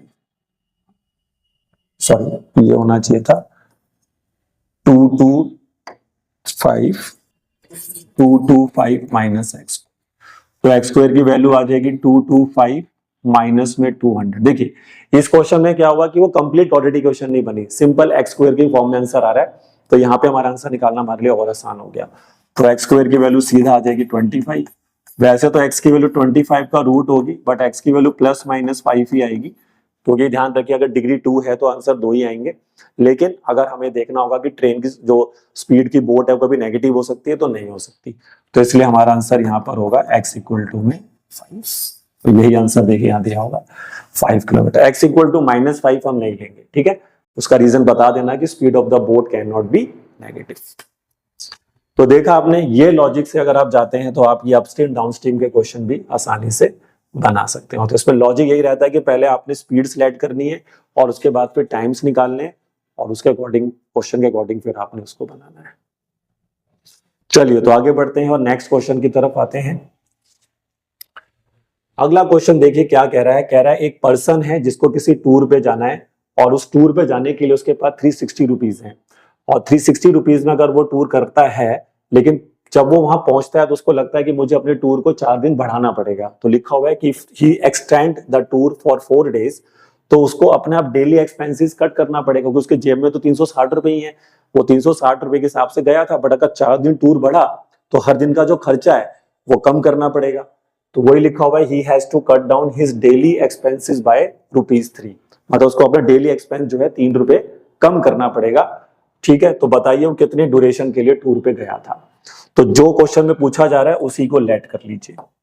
तो क्वेश्चन में पूछा गया है लेट, हम कर लेंगे यहां पर क्या, ओरिजिनल ड्यूरेशन ऑफ जो टूर होगी, मान लीजिए कि वो x डेज के लिए गया था। अब वो अगर x डेज के लिए गया था और उसके पास जो अमाउंट थी, जो पैसा वो लेके गया था, खर्चा जो लेके गया था वो 360 रुपए लेके गया था, तो अब उसको x डेज के लिए जाना है और 360 रुपए उसकी जेब में है। तो सवाल ये बनेगा कि क्योंकि वो क्या कर रहा है, इस क्वेश्चन किस पे चल रहा है कि हर दिन का कितना खर्चा है, एक डे का एक्सपेंसेस क्या है, तो पहले आप एक डे का एक्सपेंसेस निकालो। तो सोचिए कि अगर हम 300, ऐसे सोचिए कि हम x डेज के लिए गए थे, जो हमारे पास कितने पैसे थे 360 रुपए, तो अगर मैं x दिन के में 360 रुपए खर्च करना चाह रहा था तो एक दिन में कितना पैसा खर्च करूंगा, है ना, वही तो मेरा डेली एक्सपेंस बनेगा। तो एक दिन का अगर पैसा निकालना है तो 360 के नीचे क्या आ जाएगा, ये x आ जाएगा, ये आपका डेली एक्सपेंस बनेगा कि एक दिन का कितना खर्चा आपको करना चाहिए था। तो वही हम यहाँ पे निकालेंगे, इसको कहते हैं क्या लिख देंगे इसको, 1 डे एक्सपेंस। तो 1 डे एक्सपेंस जो उसका बनेगा वो बनेगा 360 बाय x, ठीक है, ये एक दिन का खर्चा हो गया। लेकिन अब क्या हुआ, वो अपने ड्यूरेशन ऑफ टूर को से 4 दिन बढ़ा दिया, गया तो पहले x दिन के लिए था, लेकिन बाद में क्वेश्चन कह रहा है कि 4 दिन उसका ड्यूरेशन बढ़ गया। तो देखिए इफ ड्यूरेशन ऑफ टूर आप क्या करेंगे, इंक्रीज करेंगे बाय 4 डेज। तो अगर सोचे 4 दिन वो अपने टूर के बढ़ा देता है तो फिर अब क्या होगा, टूर पहले x डेज का था, अब टूर कितने दिन का हो जाएगा, तो अब ड्यूरेशन जो हो जाएगी, अब जो ड्यूरेशन ऑफ टूर हो जाएगी वो बढ़ जाएगी भाई, x+4 हो जाएगी, क्योंकि पहले तो वो कितने दिन के लिए गया था, x डेज के लिए गया था। अब 4 दिन और ऐड कर दो भाई, 4 दिन उसने बढ़ा दिए। अब भैया 4 दिन बढ़ा दोगे तो डेली का खर्चा भी चेंज हो जाएगा। तो अब बताओ कितना लगेगा, 1 डे एक्सपेंस कितना होगा बताओ, अब 1 डे एक्सपेंस कितना होगा। तो पैसा तो नहीं है 360 रुपए, है ना, तो 360 रुपए उतना ही पैसा है, लेकिन अब जो नीचे टाइम आएगा, मतलब ड्यूरेशन जो आएगी, पहले ड्यूरेशन कितनी थी, x डेज की थी, तो आपने x से डिवाइड किया था, अब ड्यूरेशन कितने दिन की होगी, x+4 की होगी, तो अब आप x+4 से डिवाइड करोगे। ध्यान से देखिए सभी बच्चे, ठीक है भाई। तो पहले 360/x रुपीज लगना था पर डे, अब लगेगा 360/x+4 पर डे। बट वो क्वेश्चन कह रहा है कि अब अगर वो ऐसा करता है तो उसका डेली एक्सपेंस उसको 3 रुपए कम करना पड़ेगा, मतलब इन दोनों के बीच में जो पैसे का डिफरेंस आएगा वो 3 रुपए का आएगा। जितना पैसा वो पहले खर्च कर रहा था और अब जो खर्च कर रहा है उसमें 3 रुपए का कट ऑफ कर दिया उसने। तो इसका मतलब ये हुआ इन दोनों को सबट्रैक्ट करना है बस। तो 360/x में से अगर आप 360/x+4 माइनस करते हैं तो वो वैल्यू किसके इक्वल आएगी, 3 रुपीज। और वैसे देखो आप ये लॉजिक थोड़ा सोचा करो कि इन दोनों में से कौन सी वैल्यू बड़ी है, क्योंकि बड़े में से हमेशा छोटा माइनस होगा। तो देखिए अगर यहाँ पे x और यहाँ पे x+4 अगर डिनोमिनेटर आप बढ़ा दोगे तो ओवरऑल वैल्यू तो घट जाएगी ना। तो ऐसे भी लॉजिक लगा सकते हैं कि कौन बड़ा है कौन छोटा है, तो उसको माइनस करना है बस। तो 360/x में से घटा देंगे। अब क्या करेंगे सर, वही क्वाड्रेटिक इक्वेशन बनाएंगे, तो 360 कॉमन लेंगे यहाँ से, तो 1/x हो जाएगा और ये 1/x+4 हो जाएगा और बराबर में 3 आ जाएगा। फिर यहाँ पे बचेगा 1/x, नीचे बचेगा 1/x+4 और ये 3/360 हो जाएगा। अब इसको और सिंप्लीफाई कर दीजिए बस। तो यहाँ पे आप लेंगे एलसीएम, तो x के साथ x+4 एलसीएम आएगा, तो यहाँ आ जाएगा x+4 माइनस के बाद x आएगा, ये कैंसिल होके बन जाएगा 120। ठीक है, अब इसकी क्वाड्रेटिक इक्वेशन बनाएंगे। देखिए मैं क्वाड्रेटिक इक्वेशन तक ही सॉल्व करूंगा, उसके बाद आपको मैंने सिखा दिया है कि either you go for middle term split method या तो फिर भैया क्वाड्रेटिक फॉर्मूला। अब यहाँ पे आप देख सकते हैं x से x कैंसिल हो जाएगा, तो यहाँ बचेगा 4, डिवाइड में आपको मिल जाएगा x² + 4x और 1/120। तो क्रॉस मल्टीप्लाई करेंगे तो ये आ जाएगा 480 इक्वल टू में x² + 4x। तो आपकी क्वाड्रेटिक इक्वेशन बनेगी इस बार x² + 4x माइनस का 480 इक्वल टू में 0। ये देखिए, अब चाहो तो आप इसको मिडिल टर्म स्प्लिट कर दो या तो आप डिस्क्रिमिनेंट वाले तरीके से निकाल दो। आंसर मैंने दे रखा है 20 डेज आपका x की वैल्यू आनी चाहिए। दो आंसर आएंगे, अगर पॉजिटिव नेगेटिव, तो नेगेटिव में तो ड्यूरेशन होगा नहीं टूर का, तो पॉजिटिव वाला आंसर ले लेना फिर आप। तो ये क्वेश्चन को आपको इस लॉजिक से बनाना था। तो ये थोड़ा सा अलग क्वेश्चन हुआ, मतलब कि अभी तक हम स्पीड टाइम पे काम कर रहे थे, बट ये क्वेश्चन थोड़ा सा अलग है, लेकिन लॉजिक जो रहेगा इस क्वेश्चन का वो यही रहेगा। ठीक है बच्चे, तो आगे बढ़ते हैं और अपनी नेक्स्ट जो वर्ड प्रॉब्लम है उस पर आते हैं। अब नेक्स्ट वर्ड प्रॉब्लम पढ़िए क्या कहता है। कह रहा है एक शॉपकीपर है और वो शॉपकीपर कुछ बुक्स खरीदना चाहता है, लेकिन उसके पास पैसे कितने हैं, 80 रुपीज है। 80 रुपीज की मदद से वो ये बुक्स को खरीदना चाह रहा है, लेकिन अगर वो 4 किताबें ज्यादा खरीदता है तो उसको हर एक किताब की जो कॉस्ट है वो 1 रुपए कम करनी पड़ती है। देखिए कह रहा है ना, if he had bought 4 more books, अगर वो 4 किताबें ज्यादा खरीदेगा तो each book would have cost ₹1 less. तो जो भी कॉस्ट ऑफ 1 बुक होगा वो 1 रुपया कम हो जाएगा। तो क्वेश्चन क्या पूछ रहा है, how many books did he buy, तो कितनी किताबें वो खरीदेगा। तो जो पूछा जाता है उसी को लेट कर लिया करें। देखिए तो आइए हम लेट कर लेते हैं कि उसने number of books, let number of books he buy, तो वो हो गया x बुक्स वो खरीदेगा। और कितने पैसे से खरीदेगा, कितना पैसा है उसके पास खरीदने के लिए, अमाउंट इन्वेस्ट करने के लिए कितना है, 80 रुपीज है। 80 रुपीज में x किताबें आ रही है, तो एक किताब कितनी की आएगी बताओ। अगर भाई सोचिए x किताब खरीदने के लिए 80 रुपीज लगाना पड़ रहा है, तो एक किताब खरीदने के लिए कितना लगाना पड़ेगा, 80/x लगाना पड़ेगा, क्योंकि क्वेश्चन 1 बुक पे चल रहा है ना। क्योंकि जैसे ही मैं किताबों की संख्या बढ़ाऊंगा तो एक बुक की कॉस्ट पे फर्क पड़ रहा है। तो आप ये समझा करो कि क्या चीज पे इफेक्ट पड़ा, वो जो मैंने काम किया उससे इफेक्ट किस पे पड़ा। जैसे पिछली बार जब ड्यूरेशन बढ़ाया तो एक दिन के एक्सपेंसेस पे इफेक्ट पड़ा, है ना। तो यहाँ पर जैसे मैंने किताबों की संख्या बढ़ाई तो एक किताब की कॉस्ट पे फर्क पड़ा, तो जो जिस चीज पे फर्क पड़ता है वो निकाला करो, ठीक है। ऐसे वर्ड प्रॉब्लम को समझने की कोशिश करिए। तो अब मैं निकालूंगा कॉस्ट ऑफ वन बुक। तो भाई कॉस्ट ऑफ वन बुक कितना है बताओ, 80/x आ गया, 80/x आ गया।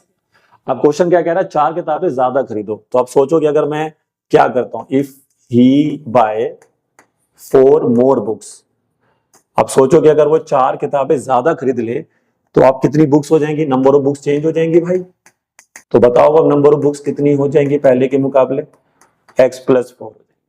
अब वो x+4 किताबें खरीदने जा रहा है, उसी पैसे से खरीदने जा रहा है। तो पिछली बार जब x बुक्स खरीदनी थी 80 रुपीज में, तो कॉस्ट आई थी एक बुक की 80/x। तो आप बताना जरा कॉस्ट ऑफ वन बुक कितना आएगा, बता सकते हो आप लोग कॉस्ट ऑफ वन बुक कितना आएगा।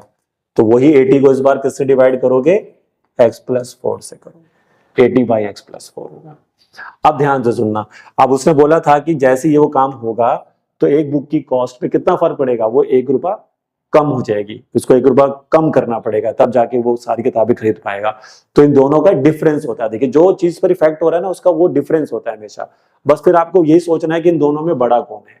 तो ये 80/x और ये 80/x+4 है, तो डिनोमिनेटर बढ़ गया, x+4 is greater than x। तो जैसे डिनोमिनेटर बढ़ता है ना, याद रखो, देखो मैं आपको लॉजिक सिखाता हूँ, जैसे आपने याद रखना कि डिनोमिनेटर बढ़ा, डिनोमिनेटर की वैल्यू बढ़ी तो ओवरऑल की जो फ्रैक्शन की वैल्यू होती है वो घट जाती है, तो ये वैल्यू छोटी होगी। और जो पहले जो आपकी कॉस्ट ऑफ वन बुक आ रही थी ये ज्यादा होगी, तो ये क्या है, ये बिग है, और ये वाला फ्रैक्शन क्या है, ये स्मॉल है। तो जब डिफरेंस लोगे तो हमेशा बिग माइनस स्मॉल करोगे, बिग माइनस स्मॉल करोगे। तो अब क्या बनेगा बताओ, 80/x में से माइनस करोगे 80/x+4, तो ये 1 रुपया होगा, क्योंकि कॉस्ट ऑफ वन बुक में 1 रुपए का फर्क पड़ा। अब यहां से आप 80 कॉमन लेंगे तो 1/x अपॉन में आ जाएगा 1/x+4 और इक्वल टू में 1 हो जाएगा। फिर ये बन जाएगा 1/x अपॉन में 1/x+4 और ये हो जाएगा 1/80। अब यहां पर आप एलसीएम लेंगे तो x और x+4 का एलसीएम क्या आएगा बताइए, x+4 आएगा, तो यहाँ पे आ जाएगा x+4, यहाँ आएगा माइनस का x और इक्वल टू में 180। देख रहे हैं आप, सेम प्रोसेस, जितनी भी वर्ड प्रॉब्लम अभी तक हमने करी है सभी में सेम प्रोसेस यूज होता है। देखिए अब यहाँ पे बताओ क्या से क्या कैंसिल हो रहा है, तो यहाँ पे x से x कैंसिल हो, तो इधर आपको क्या मिल जाएगा 4 अपॉन में x² + 4x और इधर आपको मिलेगा 1/80। क्रॉस मल्टीप्लाई करेंगे 4 8 होता है 320, तो 320 हो जाएगा ये, और x² + 4x होगा। तो फाइनल क्वाड्रेटिक इक्वेशन आएगी x² + 4x - 320 इक्वल्स टू में C। और इस इक्वेशन को अगर आप सॉल्व करते हैं either from Middleton split method या फिर quadratic formula, you get the answer. इसका आंसर आपका आना चाहिए 16 बुक्स। 16 बुक्स जो है इसका फाइनल आंसर होगा। तो ये क्वेश्चन देखिए थोड़ा सा और अलग था, ठीक है। देखिए मैं इस पूरे वीडियोस में ये कोशिश कर रहा हूं कि आपको बेस्ट से बेस्ट वर्ड प्रॉब्लम दी जाए जो कि आपको एग्जाम में हेल्प करें। तो आइए नेक्स्ट क्वेश्चन देखते हैं। अब ये क्वेश्चन भी प्रीवियस क्वेश्चन की तरह ही है, उसी की जैसे मैं इसको बनाऊंगा, देखिए किस तरह से करना है। बट इसमें जो लास्ट क्वेश्चन में किया था उसमें हमसे पूछा गया था कि उसने कितनी, अगर आप लास्ट क्वेश्चन देखें पहले, तो लास्ट क्वेश्चन अगर आप देखें तो उसमें उसने हमसे ये पूछा था कि कितना नंबर ऑफ बुक्स उसने खरीदा था, ठीक है। इस वाले क्वेश्चन में उसने ये नहीं पूछा कि कितना बुक्स खरीदा, इस वाले क्वेश्चन पूछ रहा है कि एक बुक की कॉस्ट कितनी है, ठीक है ना। List, original list price of the book पूछ रहा है। देखिए इसको बनाएंगे हम सेम उसी लॉजिक से ही।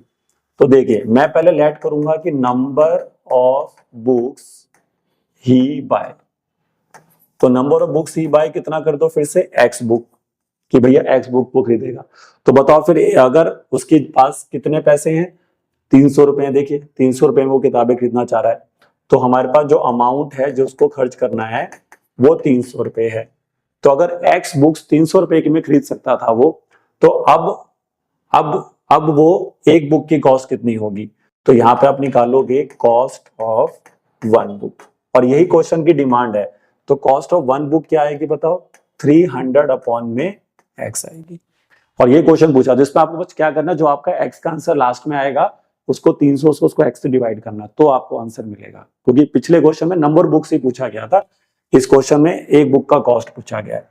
अब क्वेश्चन क्या कह रहा था कि अगर हम 5 किताबें ज्यादा खरीद दें, तो if he buys 5 more books. तो अगर भाई वो 5 बुक्स ज्यादा खरीद लेता है उन्हीं पैसों में, तो फिर अब नंबर ऑफ बुक्स कितनी होंगी बताओ। तो अब वो नंबर ऑफ बुक्स कितनी खरीद पाएगा, x+5, लेकिन पैसा तो उतना ही है 300 रुपए। तो अब कॉस्ट ऑफ 1 बुक कितनी होगी बोलो। तो एक बुक का जो कॉस्ट अब आएगा वो हो जाएगा 300 अपॉन में x+5। और अब जो कॉस्ट के बीच का जो डिफरेंस है वो कितना है, देखिए ना, price of book is reduced by कितना कर रखा है, 5 यूनिट्स। तो 5 का गैप आ जाएगा उसमें, देखिए अब। तो अब हम क्या करेंगे, 300 अपॉन में x माइनस में 300 अपॉन में x+5, और इसे कंपेयर किससे कर देंगे यहाँ पर, 5 से, क्योंकि दोनों में जो डिफरेंस आएगा वो 5 का आएगा। जो कॉस्ट ऑफ 1 बुक का जो डिफरेंस आएगा, लिखा हुआ है ना कि price of the book is reduced by 5, तो 5 का डिफरेंस आएगा यहाँ पे। जैसे पिछली बार आपका शायद 1 का डिफरेंस था, पिछले क्वेश्चन में अगर आपने देखा था ना 1 का डिफरेंस था। तो बस अब सेम प्रोसेस से कर लेना इसको भी, ठीक है ना, सेम प्रोसेस से हो जाएगा। ये भी देखिए, यहाँ से अगर आप 300 कॉमन लेना, फिर 1/x हो जाएगा, 1/x+5 हो जाएगा, और इक्वल टू में 5 हो जाएगा।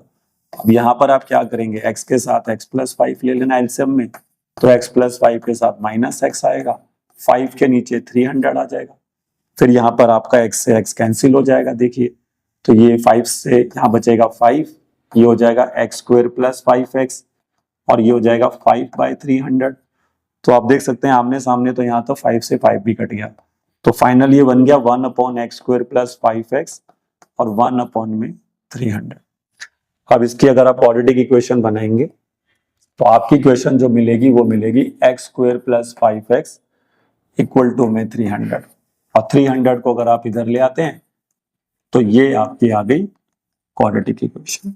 अब यहाँ पर आपको ऐसे दो नंबर ढूंढने हैं जिनको मल्टीप्लाई करें तो माइनस का 300 आ जाए और ऐड करें तो प्लस का 5 आ जाए। लेकिन x is not your answer, याद रखना x यहाँ पे आंसर नहीं है। हमें क्वेश्चन में पूछा गया है लिस्ट प्राइस ऑफ 1 बुक, तो आपने क्या करना है, जो भी आंसर आएगा उसको 300/x करना है, तो आपको एक बुक का जो कॉस्ट है वो मिल जाएगा। तो इस लॉजिक से अगर आप जाते हैं तो आप ये क्वेश्चन भी बना सकते हैं। तो आइए अब नेक्स्ट क्वेश्चन पर आते हैं। ये क्वेश्चन भी काफी इंपॉर्टेंट है, ठीक है, और इस तरह के जो क्वेश्चंस होते हैं ये टैप्स जुड़े हुए क्वेश्चन, इनको हम टाइम एंड वर्क प्रॉब्लम या पाइप एंड सिस्टम प्रॉब्लम्स के अंदर भी लेकर आते हैं मैथ्स में। तो अब इस क्वेश्चन को पढ़िए ध्यान से, क्या कह रहा है, कह रहा है कि देयर आर 2 वाटर टैप्स, हमारे पास 2 वाटर टैप्स हैं, और उनको अगर हम एक साथ ओपन कर देते हैं, किसी टैंक को फिल करने के लिए उनको एक साथ ओपन कर देते हैं, तो वो 9 3/8 आवर्स में उस टैंक को फिल कर देते हैं। लेकिन अगर हम उनको सेपरेटली ओपन करते हैं, उसमें से एक टैप लार्जर टैप है, एक थोड़ा स्मॉलर टैप है, तो कह रहा है कि जो लार्जर टैप अगर सेपरेटली काम करता है तो वो उस टैंक को 10 आवर्स पहले ही फिल कर देता है। तो जितना टाइम आपका स्मॉलर टैप ले रहा होगा उससे 10 घंटे पहले ही, 10 घंटे कम लेगा लार्जर टैप। तो पूछ रहा है कि उन दोनों को अगर ओपन किया जाए सेपरेटली तो कितना टाइम में वो उस टैंक को फिल करेंगे।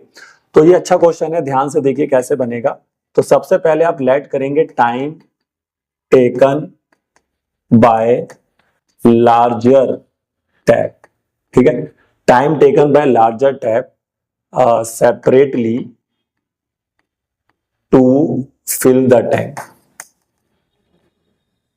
अगर लार्जर टैप को मैं इंडिविजुअली ओपन करूं तो वो कितने समय में टंकी को भर रहा है। तो मान लेते हैं कि वो भर रहा है यहाँ पर, या तो हम ऐसा करते हैं स्मॉलर टैप को लेट करते हैं, क्योंकि लार्जर टैप का रिलेशन दे रखा है। तो स्मॉलर टैप का टाइम ड्यूरेशन मान लीजिए XR है, कि स्मॉलर टैप x घंटे में टंकी को भर देगा पूरा का पूरा। तो सोचिए अगर स्मॉलर टैप x घंटे में टंकी को भर रहा होगा तो लार्जर टैप उसे 10 घंटे कम लेगा। तो time taken by larger tap separately to fill the tank हो जाएगा x - 10 आवर्स, क्योंकि वो लार्जर टैप जो है स्मॉलर टैप से 10 घंटे कम लेगा। लेकिन आप देखो यहाँ पर क्या सिचुएशन के अकॉर्डिंग चलना है।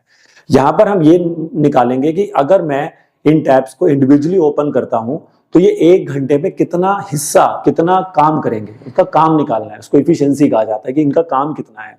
तो 1 आवर में कितना टैंक को ये फिल कर पाएंगे वो हमें निकालना है। तो याद रखें, इसको निकालने का लॉजिक ये होता है कि कोई भी इंसान या कोई भी चीज अगर मान लीजिए x डेज में वो काम कर रही है या वो x आवर में वो वही काम कर रही है, तो अगर आप उसका रेसिप्रोकल कर दें तो वो उतना ही काम कर पाएगी 1 घंटे में या 1 दिन में। ठीक है, जैसे अगर मान लो मैं 10 दिन में कोई काम पूरा करता हूं तो एक दिन में मैं उस काम का कितना हिस्सा कर पाऊंगा, 1/10 कर पाऊंगा। इसी तरह से अगर ये जो स्मॉलर टैप है, अगर ये x आवर्स में पूरी टंकी को फिल कर रहा है तो ये 1 घंटे में उस टंकी का कितना हिस्सा भर पाएगा, 1/x भर पाएगा। तो आपने उसका रेसिप्रोकल करना होगा। ठीक है, part of tank fill by the smaller tap in 1 hour. तो 1 आवर 1 डे इसमें हमें चलना होता है, तो उसको हम रेसिप्रोकल करते हैं खाली। तो यहां पर अब मैं क्या लिख रहा हूं, ध्यान से पढ़िए, part of tank fill by smaller tap in 1 hour. एक घंटे में टंकी का कितना हिस्सा स्मॉलर टैप भरेगा अगर वो x आवर लेता है पूरी टंकी को भरने में। तो आपने क्या करना है, उसका रेसिप्रोकल करना है खाली, 1/x। ऐसे ही part of tank fill by larger tap अगर आप कर दें 1 आवर में, तो उसके भी टाइम का रेसिप्रोकल यानी कि 1/x-10। आई होप समझ में आ रहा होगा कि ये चीज करना जरूरी है यहाँ पे। अब देखिए क्वेश्चन क्या था कि दोनों टैप को अगर हम एक साथ ओपन करते हैं, तो अकॉर्डिंग टू क्वेश्चन क्या बोला गया था, दोनों टैप को एक साथ ओपन कर दें तो वो इतने आवर्स में पूरी टंकी को फिल कर देते हैं। लेकिन अब क्या है कि देखो, अगर मैं इन दोनों के काम को ऐड कर रहा हूं कि 1 घंटे का जो इनका काम था, तो 1 आवर में देखिए 1 आवर में ये कितना काम कर पाया, पहला टैप 1/x। 1 आवर में उसने कितना भरा, दूसरे टैप ने वो भरा उसने 1/x-10। अब दोनों के टाइम को अगर मैं ऐड करूंगा तो दोनों मिलकर, अब देखो दोनों मिलकर अगर इतने टाइम में टंकी को फिल कर रहे हैं, अगर आप इसको सॉल्व कर दें, ये टाइम को अगर आप सॉल्व कर लें, क्या दिया है ये 9/3/8, इसको अगर आप सॉल्व करेंगे तो ये आएगा 75/8। देखिए कई बच्चे सोचेंगे कि सामने 75/8 ही लिखना है, नहीं, क्योंकि वो दोनों का मिलाकर वो इतने आवर्स में कर रहे हैं। तो 1 घंटे में कितना काम करेंगे दोनों मिलकर, क्योंकि ये तो 1 घंटे का काम है ना भाई, ये भी उसका 1 घंटे का काम है स्मॉलर टैप का, ये 1 आवर का काम है लार्जर टैप का। तो दोनों मिलकर अगर 75/8 आवर्स में फिल कर रहे हैं, तो वो उस दोनों मिलकर फिर 1 घंटे में कितना टंकी फिल करेंगे, कितना उनका काम होगा, तो वो इसका भी रेसिप्रोकल हो जाएगा, यानी कि 8/75। तो गलती से भी कोई बच्चा 75/8 ना लिखे, 8/75 लिखे, इस बात का ध्यान रखें, क्योंकि वो उनके 1 आवर का वर्क है। तो 1 आवर का वर्क निकालने के लिए टुगेदर जो उनका 1 आवर का वर्क होगा उसका रेसिप्रोकल। अब इसके बाद तो आई होप आप कर ही लेंगे, ठीक है ना। मैंने कितने सारे क्वेश्चन तो आपको करा ही दिए, ठीक है। तो आप इसके बाद इसका एलसीएम वगैरह लीजिए और क्रॉस मल्टीप्लाई करके सॉल्व करिए और आपका क्वाड्रेटिक इक्वेशन आपको मिल जाएगी। आंसर्स मैंने लिखा हुआ है, स्मॉलर टैप 15 आवर्स लेगा, लार्जर 15 आवर्स लेगा, स्मॉलर 25 लेगा, ये आपका आंसर आ जाएगा। फिर इसके बाद कुछ नहीं करना है, x(x-10) का एलसीएम लेके क्रॉस मल्टीप्लाई करके क्वाड्रेटिक इक्वेशन बनाना, ठीक है। तो ये टैब वाला क्वेश्चन भी कर लेना, बट इसमें याद रखना कि इसमें रेसिप्रोकल का कॉन्सेप्ट जो है वो आपको आना चाहिए। चलिए तो अगले क्वेश्चन की तरफ चलते हैं। अगला क्वेश्चन जो है ये स्क्वायर्स के पेरीमीटर एरिया पर है, और ऐसे क्वेश्चंस भी आते हैं एग्जाम में, आपको कहीं पर पाइथागोरस थ्योरम लगाना पड़ेगा, कभी एरिया किसी का निकालना पड़ेगा, किसी का पेरीमीटर निकालना पड़ेगा। तो इस तरह के क्वेश्चंस भी एग्जाम में आते हैं। तो वो कह रहा है कि हमारे पास 2 स्क्वायर्स हैं अलग अलग, और दोनों स्क्वायर्स के एरिया का सम कर दिया जाए तो उसका आंसर आएगा 640, और दोनों के पेरीमीटर का डिफरेंस लिया जाए तो वो आ जाएगा 64। तो दोनों की साइड बता दीजिए। तो मेरे पास नहीं पता है कि साइड क्या है, तो लेट कर लेते हैं। तो यहां पर हम लिख देंगे let side of first square, क्योंकि 2 स्क्वायर हैं अलग अलग। तो साइड ऑफ फर्स्ट स्क्वायर हम मान लेते हैं x मीटर, और साइड ऑफ सेकंड स्क्वायर हम मान लेते हैं y मीटर। अब क्वेश्चन में दोनों के एरियाज और पेरीमीटर की बात हो रही है, तो आप वही फाइंड कर लीजिए, दोनों का एरिया और पेरीमीटर निकालिए। तो अगर हम यहां पे निकाल लेते हैं एरिया ऑफ फर्स्ट स्क्वायर, ठीक है, फिर हम यहां पे निकाल लेते हैं एरिया ऑफ सेकंड स्क्वायर। तो बताइए फर्स्ट स्क्वायर का एरिया क्या होगा, x स्क्वायर, क्योंकि साइड का स्क्वायर कर देंगे, और सेकंड का हो जाएगा y स्क्वायर। अब क्वेश्चन क्या कह रहा है, दोनों के एरिया का सम कर दो, यानी x square plus y square अगर आप कर दो तो इसका आंसर 640 होगा, पहली इक्वेशन, ठीक है भाई। दोनों के एरिया का सम कर दिया स्क्वायर करके, मतलब दोनों के स्क्वायर के जो एरिया है उनका सम कर दिया, ठीक। अब उसके बाद आता है इनके पेरीमीटर की बात कर रहे हैं, तो आइए पेरीमीटर निकाल लेते हैं इनका। तो पेरीमीटर ऑफ फर्स्ट स्क्वायर क्या होगा बोले, तो पेरीमीटर होता है 4 इंटू साइड, क्योंकि चारों साइड का सम कर देंगे, सारी साइड बराबर ही होती है, तो 4 इंटू एक्स हो जाएगा। और ऐसी पेरीमीटर अगर आप सेकंड स्क्वायर का निकालेंगे तो वो 4y हो जाएगा। अब हमने इनका डिफरेंस लेना है, लेकिन यहां बच्चा गलती करता है, मैं बताता हूं। अब मुझे बताओ कि क्या तुम्हें पता है कि कौन से स्क्वायर की साइड बड़ी है, मतलब x बड़ा है कि y बड़ा है? क्वेश्चन में गिवन है, कहीं कुछ नहीं बता रखा कि कोई लार्जर स्क्वायर है या स्मॉलर स्क्वायर है, ऐसा तो कुछ लिखा नहीं है। तो यहां पर आपको दो सिचुएशन लेके चलना पड़ेगा, या तो भैया 4x माइनस 4y बराबर कितना हो सकता है 64, और नहीं तो 4y माइनस 4x भी बराबर हो सकता है 64 के, क्योंकि हमें नहीं पता है कि किसका पेरीमीटर ज्यादा होगा। तो जब पता हो तब तो ठीक है कि हाँ भाई इसका ज्यादा है, तो फिर ये एक ही इक्वेशन बनेगी, बट जब नहीं पता तो डिफरेंस के केस में आपको ऐसे दो इक्वेशन बनानी पड़ेगी। अब यहां से अगर आप 4 कॉमन लेके 64 को काट देंगे तो x माइनस 4 बराबर बन जाएगा यहां से 16, और यहां से लेंगे तो y माइनस एक्स बराबर 16, ये आपकी इक्वेशन आएगी। लेकिन अभी तक क्वाड्रेटिक इक्वेशन तो बनी नहीं है, तो किसी एक के वैल्यू निकाल लेते हैं यहाँ से। तो यहाँ से आइए हम y निकाल लेते हैं या x निकाल लेते हैं, जैसा भी सुटेबल हो। तो x निकालेंगे यहाँ से तो आपका 16 प्लस y हो जाएगा, और ये वैल्यू उठाकर अब यहाँ से अगर आप जाएंगे तो यहाँ से अगर आप x निकालेंगे तो फिर वो y माइनस 16 हो जाएगा। तो दोनों जगह पे डिफरेंस रहेगा आपका, ये ध्यान रखना है, ठीक है। तो मैं एक बना देता हूँ, दूसरी साइड वाली आप खुद सॉल्व कर सकते हैं। अब ये जो x आपने निकाला है इसको पुट कर देना, put x in first equation. तो फर्स्ट इक्वेशन में जाके जैसे ही आप x पुट करेंगे तो ये बन जाएगा आप 16 प्लस y का होल स्क्वायर, फिर प्लस में y स्क्वायर इक्वल टू में 640। अब ये बनेगा 16 का स्क्वायर कितना होता है 256, प्लस में आ जाएगा y स्क्वायर, फिर आएगा 32y, फिर प्लस में y स्क्वायर इक्वल टू में 640। तो फाइनल इक्वेशन यहां से बन जाएगी आपकी 2y स्क्वायर प्लस का 32y, और 256 में से माइनस करेंगे 640। अब इसको सॉल्व कर लेना, यहां से आपकी क्वाड्रेटिक इक्वेशन आ जाएगी, और उस क्वाड्रेटिक इक्वेशन को फिर या तो मिडिल टर्म स्प्लिट कर लेना, और नहीं तो फिर आप उसको क्वाड्रेटिक फॉर्मूले से सॉल्व। बट यहाँ पर आपको एक और क्वाड्रेटिक इक्वेशन बनानी पड़ेगी जब आप x की जगह पे y माइनस 16 पुट करेंगे। तो ये थोड़ा सा आपको ध्यान रखना है कि दो क्वाड्रेटिक इक्वेशंस बनेंगी और दो आंसर्स आएंगे यहाँ पे, और आंसर मैंने लिखा हुआ है 24 मीटर और एक 8 मीटर, तो यही आपके आंसर जो है आने चाहिए यहाँ से। तो बस लॉजिक को समझे कि हाँ भाई यहाँ पर एरियाज की बात हो रही थी तो उस पर काम किया, फिर पेरीमीटर्स की बात हो रही थी तो उस पर काम किया, लेकिन डिफरेंस के क्वेश्चंस में थोड़ा ध्यान रखें कि किसमें से किसको माइनस करना है, ये बहुत इंपॉर्टेंट होता है।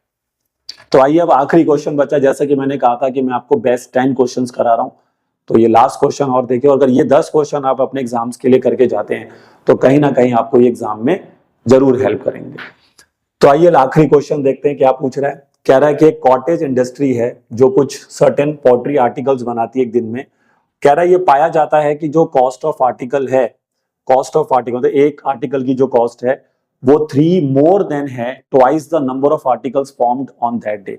मतलब कि अगर कॉस्ट ऑफ आर्टिकल निकालने जाएंगे तो वो जितने आर्टिकल उन्होंने एक दिन में बनाए तो उसका 2 गुना करके उससे 3 ज्यादा करेंगे। तो थोड़ा सा कॉम्प्लिकेटेड लगता है बच्चों को कि इसकी जो वर्डिंग्स है वो थोड़ा समझ में आती नहीं है, और टोटल कॉस्ट जो पूरा लग रहा है सारे आर्टिकल्स को बनाने वो 90 रुपए लगता है। तो कह रहा है कितने आर्टिकल्स बनाए गए एक दिन में और एक आर्टिकल का कॉस्ट कितना होगा। तो आइए हम क्या करेंगे, सबसे पहले हम यहाँ पर लेट कर लेंगे कि एक आर्टिकल का कॉस्ट कितना है। ठीक है, स्टार्ट देखिए कैसे करना है, एक आर्टिकल के कॉस्ट से स्टार्ट करना। तो लेट कर लेना कि नंबर ऑफ आर्टिकल्स को लेट करना। ठीक है, नंबर ऑफ आर्टिकल्स को तो लेट करिए, नंबर्स ऑफ आर्टिकल्स जो उन्होंने वहां पे प्रोड्यूस करे वो करे x।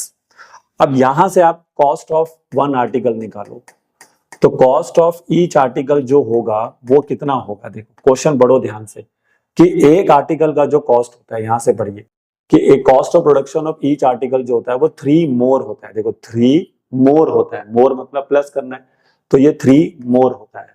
किससे मोर होता है 3 मोर, ध्यान से पढ़ना, ट्वाइस द, ट्वाइस किसका करना है भाई, ट्वाइस किसका करना है, number of articles produced on that day. ठीक है, तो ध्यान से वर्डिंग को समझना पड़ेगा। तो कॉस्ट ऑफ ईच आर्टिकल 3 मोर था तो प्लस किया, और किसका प्लस करिए, twice the number of article, twice the number of article. तो इस लॉजिक को अगर आप यहाँ पे यूज कर पाए तो अब बताइए मुझे कि कॉस्ट ऑफ ईच आर्टिकल कितना आएगा। तो sir cost of each article यहां से आ गया 3 + 2x, क्योंकि नंबर ऑफ आर्टिकल्स हमने x माना था, ठीक है, नंबर ऑफ आर्टिकल x ले लिया और उससे कॉस्ट ऑफ ईच आर्टिकल आ गया। अब उसने बोला था सारे आर्टिकल्स को बनाने में 90 रुपीज लगे, तो 90 रुपीज क्या है, सारे आर्टिकल्स को बनाने की कॉस्ट है। अब सारे आर्टिकल्स को बनाने की कॉस्ट कैसे आएगी, एक आर्टिकल की कॉस्ट को नंबर ऑफ आर्टिकल से इंटू कर दो, भाई कितने आर्टिकल्स बने, और एक आर्टिकल की कॉस्ट अगर मैं उसको मल्टीप्लाई करूंगा तो टोटल कॉस्ट आ जाएगी। तो टोटल कॉस्ट का फॉर्मूला क्या बनेगा, नंबर ऑफ आर्टिकल जितने बनाए गए उसको मल्टीप्लाई करेंगे, ठीक है, नंबर ऑफ आर्टिकल जितने बनाए गए उसको मल्टीप्लाई करेंगे किससे, कॉस्ट ऑफ वन आर्टिकल, ठीक है, और ये वैल्यू किसके बराबर हो जाएगी, ₹90 के। तो बताइए एक आर्टिकल कितना, सॉरी नंबर ऑफ आर्टिकल कितना लेट किया था हमने, तो नंबर ऑफ आर्टिकल लेट किया था x, और कॉस्ट ऑफ वन आर्टिकल कितना निकाला, ईच आर्टिकल का कॉस्ट कितना निकाला, 3 + 2x, और बराबर में क्या रख दो उसके 90। अब इसको सॉल्व करिए, क्वाड्रेटिक इक्वेशन बना लीजिए। तो 3 × x करेंगे तो आ जाएगा 3x, और 2x को x से इंटू करेंगे तो आ जाएगा 2x² और इक्वल टू में 90। तो फाइनल इक्वेशन बन गई 2x² + 3x - 90 इक्वल टू में 0। अब इसके नंबर तो काफी सिंपल हैं, ठीक है, आपको दो नंबर ऐसे ढूंढने होंगे जिनको मल्टीप्लाई करेंगे तो माइनस का 180 आ जाए और ऐड करेंगे तो 3 आ जाए। तो मिडिल टर्म स्प्लिट करने से भी आप ये क्वेश्चन बना सकते हैं, और आपको जहां पे भी लगे कि भैया मेरे से मिडिल टर्म स्प्लिट नहीं हो पा रहा है तो चुपचाप डी वाला मेथड लगा दो, क्योंकि डी वाले मेथड में सोचना ज्यादा नहीं पड़ता है, बस हाँ स्क्वायर रूट निकालना आपको बार बार मैं बोल रहा हूँ कि वो आपको आना चाहिए। अगर वो आपको आता है तो आप इजिली क्वेश्चन को सॉल्व कर जाएंगे। तो इसको सॉल्व कर लेना, इसका आंसर दिया हुआ मैंने, नंबर ऑफ आर्टिकल 6 आएंगे और कॉस्ट ऑफ ईच आर्टिकल जो आएगी वो 15 रुपए आएगी। तो आंसर मैच कर लेना अपना। तो देखा स्टूडेंट्स आपने, मैंने आज की क्लास में आपको जो best to best word problems हो सकते हैं क्वाड्रेटिक इक्वेशन से, जिसमें मैंने टाइम एंड डिस्टेंस को भी कवर किया, स्पीड को भी कवर किया, एरियाज पेरीमीटर को भी कवर किया, और कुछ मिसलेनियस दूसरे क्वेश्चंस भी मैंने आपको कराए। लेकिन अगर आप ये 10 क्वेश्चन जरूर करके जाएं, और ये आपको जरूर आपके एग्जाम में, बोर्ड एग्जाम में भी हेल्प करेंगे। तो आई होप आज का लेक्चर आपको पसंद आया होगा। अगर आपको अभी तक आपने हमारे चैनल को सब्सक्राइब नहीं किया है तो उसको सब्सक्राइब कर लिया करें, और वीडियो को लाइक और शेयर जरूर किया करें, ताकि ज्यादा से ज्यादा बच्चों तक ये चीजें पहुंच सकें। तो मिलते हैं आपसे नेक्स्ट वीडियो में, तब तक पढ़ते रहिए और मेहनत करते रहिए।